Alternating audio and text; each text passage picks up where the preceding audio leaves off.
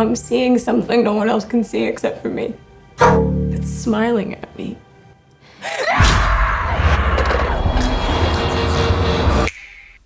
Hi.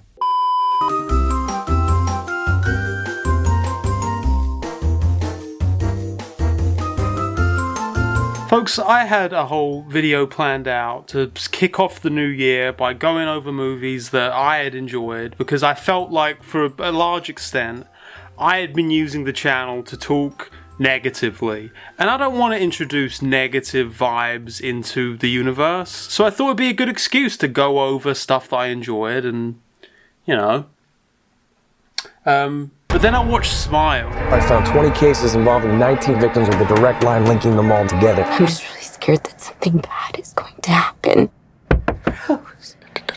So I saw the trailers for Smile, and I was in kind of two minds about it, because on the one hand, I've never been that into this kind of 2010s era of like shock, paranormal, supernatural horror movies with like tons of jump scares. I just don't like jump scares.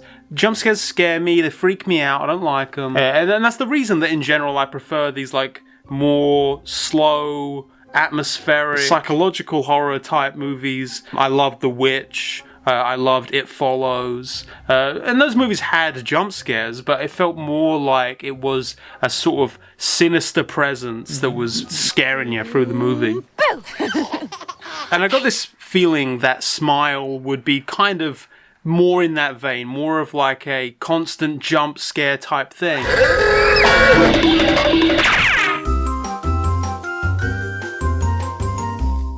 Smile is essentially the movie of a young psychologist who winds up inadvertently involved with some kind of supernatural presence that may be connected to past trauma that she experienced as a child.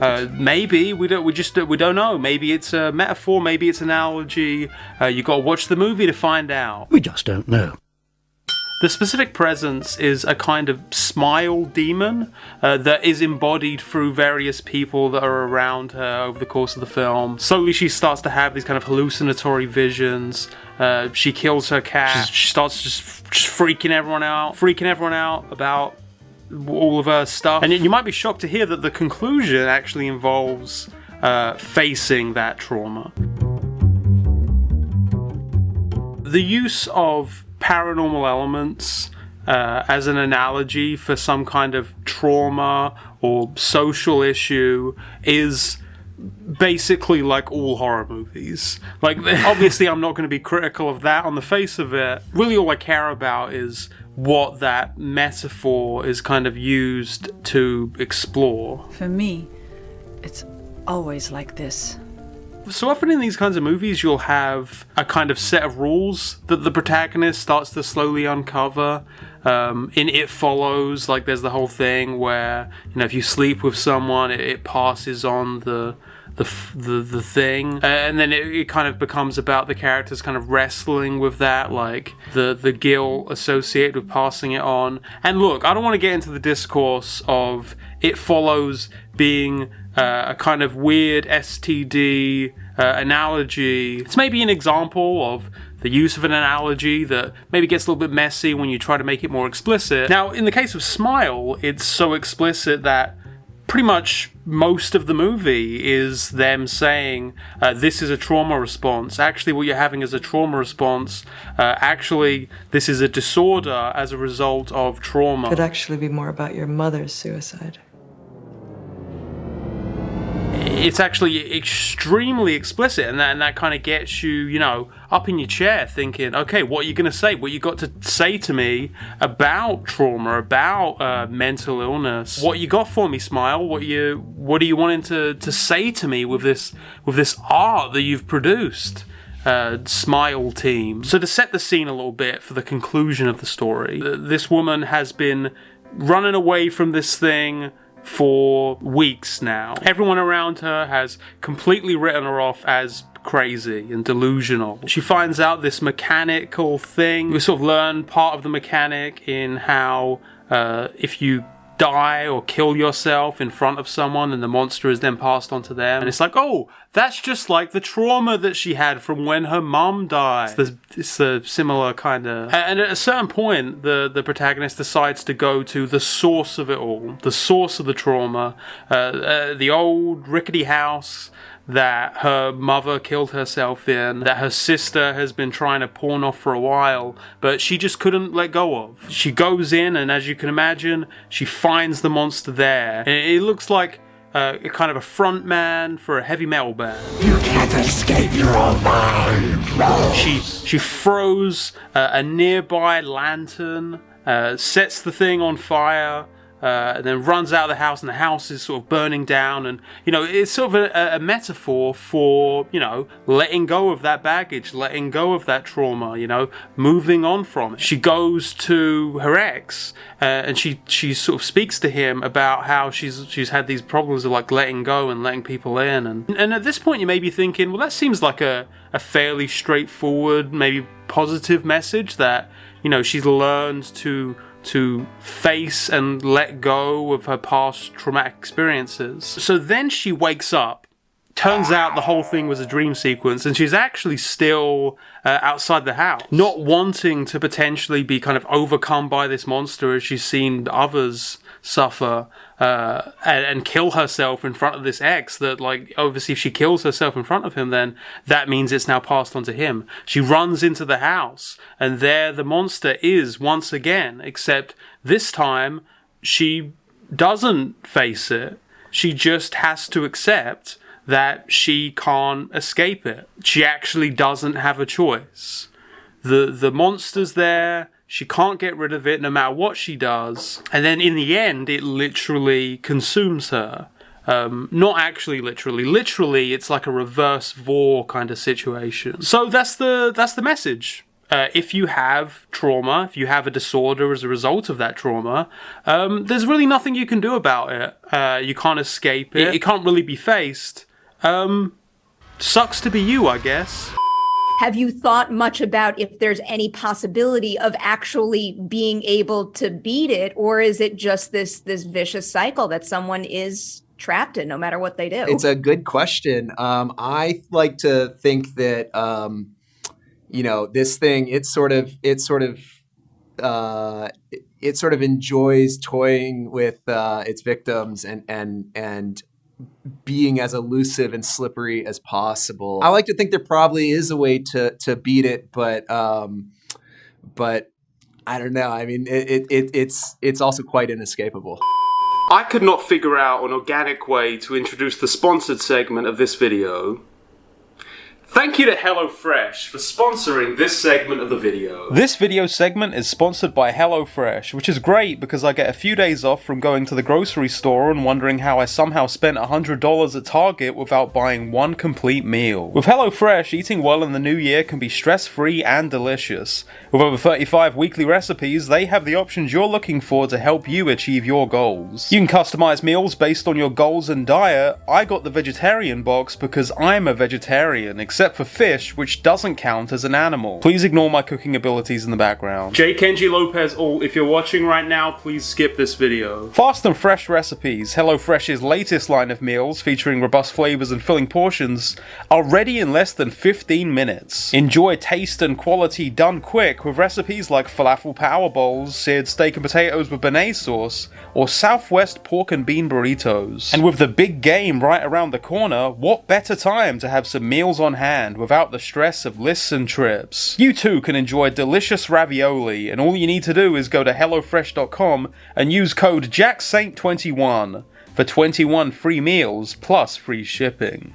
That's JackSaint21 in all caps. Maybe it'll take you a couple more films to figure out what that answer is, so then Smile can become a franchise. We'll see. Now, I think there's maybe some other ways that you could read the conclusion. Like, obviously, in the dream sequence right before the conclusion, she's sort of talking to her ex about how she never lets people in, and how by being closed off, that's something that's always been kind of a problem for her. And then, obviously, in the ending of the movie, rather than running to him, she's running for the door and then locks it behind her. Maybe you could take the message as, you know, let people in. Be willing to embrace the people around you.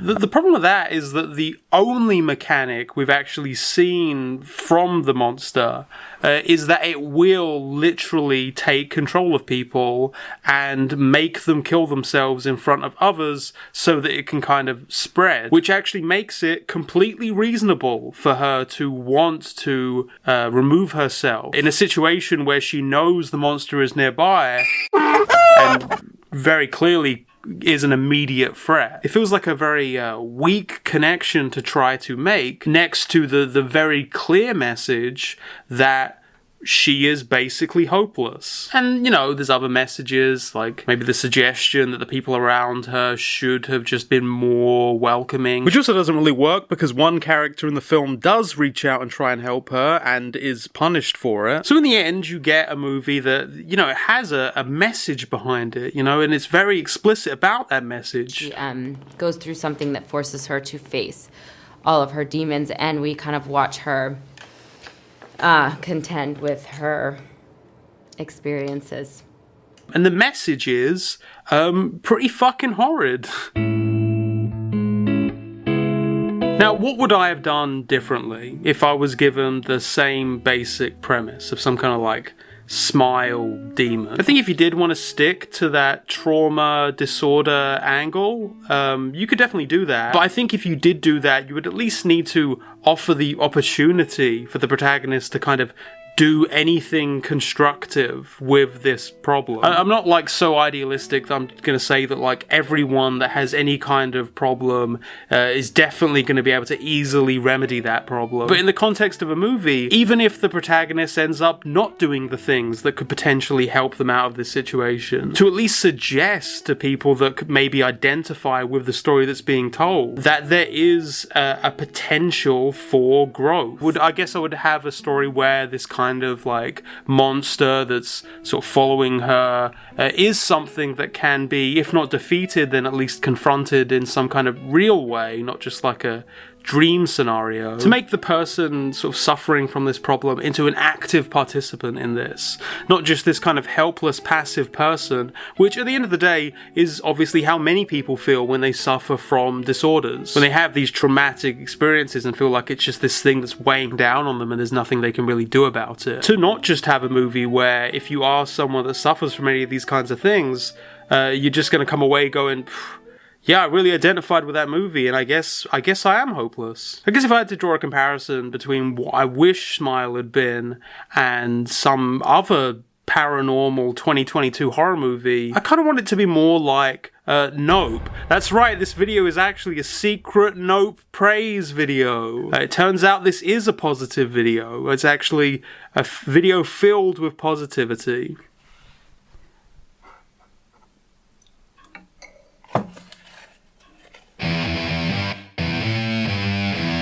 Now, Nope is a movie that is also about trauma, and it also uses a monster to kind of embody that trauma. Instead of being a smiley demon, it's a big butthole that flies through the sky. Or maybe more aptly, it's a dark shadow that's looming over Hollywood, slowly consuming whoever it can. Nope tells the story of a horse family that lives on a ranch outside of Hollywood. A family that's long been connected to the entertainment industry. The family supposedly going back to the very first man caught on film. Along with their neighbor, a child actor who narrowly avoided being eaten by a chimpanzee. There's a lot of reasons to love Nope. Keke Palmer, Daniel Kaluuya seeming like a guy who really does just hang out with horses. And the fact that it's probably the most unsettling thing I watched in 2022, despite the fact that I wouldn't really call it as much of a horror movie as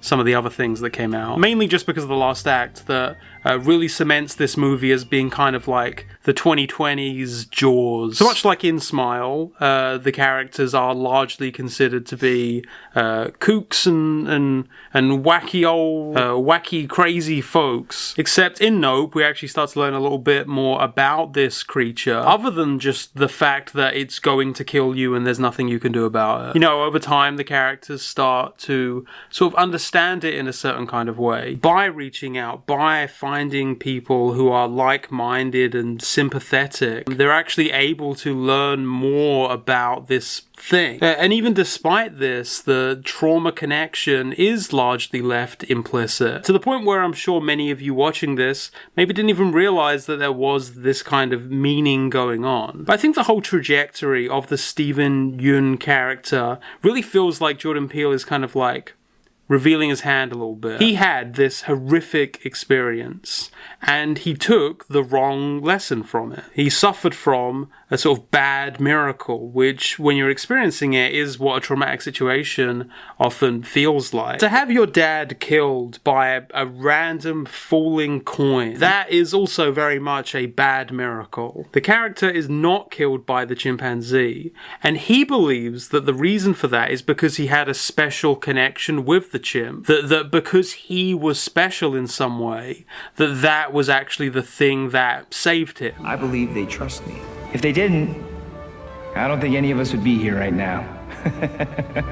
Ignoring that he actually had inadvertently done the correct thing in that situation. He saw a shoe standing on its head, and that itself seemed to be miraculous. So his eyes stuck on that, and by sticking on that rather than sticking on the predator that was coming right at him, he dissuaded that predator from turning aggressive. This is also something that's directly addressed by the characters in other parts of the film.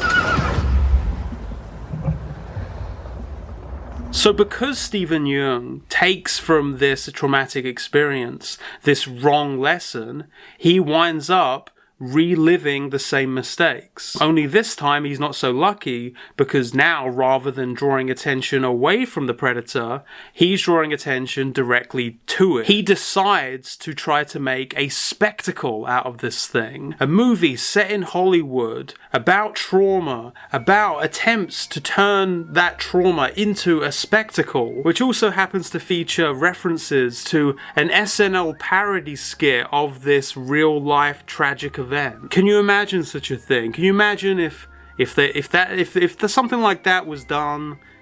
Oh, who would accept something like that? So there clearly is a direct connection between this terrible monster and trauma. But in being more of a sort of general look at predators, at predatory industries, in exploring this thing outside of just the initial unbearable horror of having this thing following you, I think you wind up with a movie that is, in some ways, actually useful to people that suffer with these kinds of issues. Again, I think that it's perfectly possible to be able to relate to Smile as much, if not more than No, but that relation bears you what? Kind of just restating your own worst anxieties about the reality of your condition? To just remind you of the worst case scenario in which you just have no way out other than literally killing yourself? Nope is also, you know, funny. It's also got fun stuff in it. It's also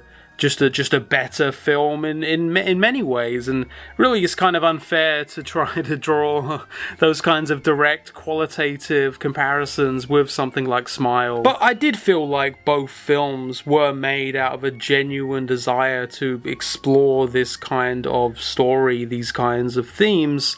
It just felt like when Jordan Peele did it, he was actually thinking about the metaphor. He was actually thinking it through beyond just the kind of outsider terror of someone that's just learned what a mental disorder is. In conclusion, I think you should watch Nope, and you should not watch Smile.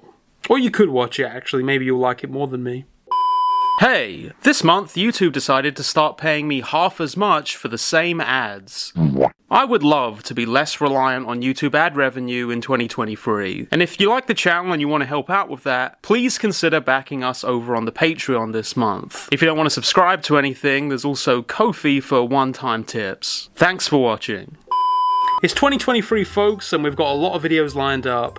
Like I say, this was kind of a spur-of-the-moment thing based on rewatching Nope and then watching Smile and then just turning on a camera and deciding to talk about it. I hope it was fun for you anyway.